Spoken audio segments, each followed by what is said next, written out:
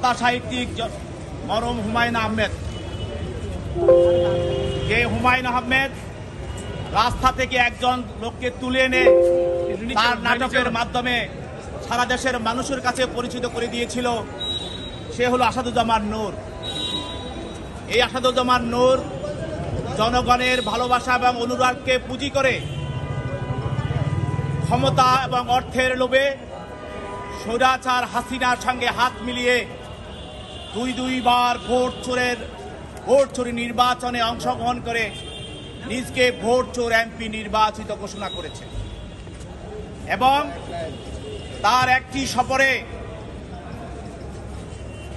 তার এলাকায় নীলফামারীতে হামলা হয়েছিল 13 সালে, এবং সে বলেছিল আমি এটার জবাব দিব, প্রতিশোধ দিব।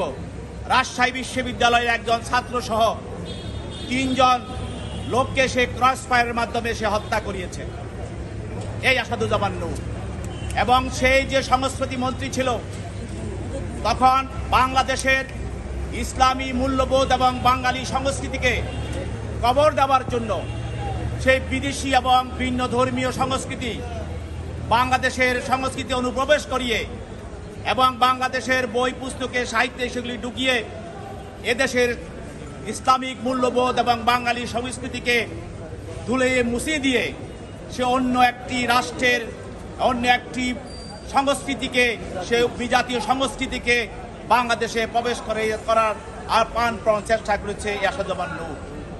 এবং আপনারা জানেন এই ছাত্র কোটা বিষয় আন্দোলনে, বৈষম্যবিরোধী আন্দোলনে তার ইশারায় এবং তার নেতৃত্বে যেই সব আমার ভাই বোনেরা যারা চলচ্চিত্র এবং নাটকের সঙ্গে জড়িত তারা রাজপথে এসেছে, তাদের বিরুদ্ধে যে নির্যাতন করা হয়েছে, এই নির্যাতনের পিছনে আওয়ামী সমর্থিত যেসব নাট্যকর্মী দিয়া নির্যাতিত করা হয়েছিল, এর পিছনে ছিল আসাদুজ্জামান নূর। আজকে এই আসাদুজ্জামান নূরকে একটি হত্যা মামলায়, এটা হলো মিরপুর থানা হত্যা মামলায় ভিকটিম সিয়াম সর্দার পুলিশের গুলিতে নিহত হয়। এই মামলায় শেয়াদার নামী আসামি তদন্তকারী কর্মকর্তা এই মামলায় প্রাথমিক তদন্তে এই হত্যার সঙ্গে এবং অপরাধমূলক ষড়যন্ত্রের সঙ্গে এই আসাদুজ্জামান নূরের সহযোগিতা এবং সংশ্লিষ্টতা পাওয়ার কারণে তাকে প্রাথমিক জিজ্ঞাসাবাদ করে বিজ্ঞ আদালতে উপস্থাপন করা হয়। এবং এর পাশাপাশি আরেকজন আসামি সাবেক মন্ত্রী, বিমান মন্ত্রী মাহবুব আলী, প্রতিমন্ত্রী মাহবুব আলী।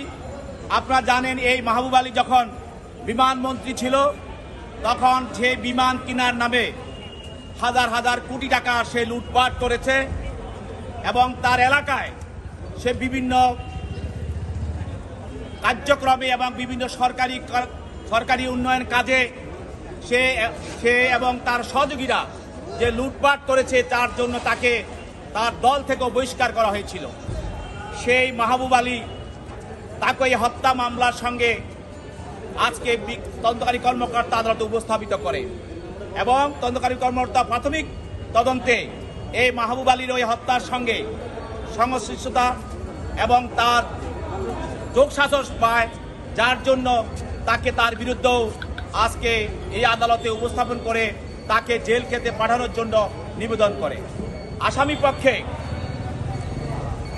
তাদের আইনজীবীরা দরখাস্ত দিয়ে তাদের জামিনের প্রার্থনা করে এবং এই জামিনের প্রার্থনার বিরুদ্ধে করে আমরা বলি এই আসামিরা স্বৈরাচারের দোষর, হত্যা এবং গণহত্যা এবং মানবতা বিরোধী কার্যক্রমের সঙ্গে তারা জড়িত। তারা যদি জামিনে মুক্তি পায় তাহলে দেশে আবার বিশৃঙ্খলা সৃষ্টি করবে, স্বৈরাচারকে সহযোগিতা করবে, স্বৈরাচার দোষর যারা আছে তাদের সঙ্গে মিলে দেশে একটি অস্থিতিশীল পরিস্থিতি সৃষ্টি করবে। দেশে মানুষ যাতে শান্তিতে বসবাস করছে, মানুষের মুখে যে হাসি ফুটে উঠেছে সেটা তারা নিঃস্বাত করে দেওয়ার তারা ষড়যন্ত্র করবে। সেই জন্য শান্তি শৃঙ্খলা তারা বিঘ্নিত করবে। এজন্য তাদের জামিন তাদের নামঞ্জুর করে তাদেরকে জেল হাজতে প্রেরণ করা হোক। বিজ্ঞ আদালত উভয় পক্ষের শুনানি অন্তে এই আসামিদেরকে জেল হাজতে প্রেরণ করে।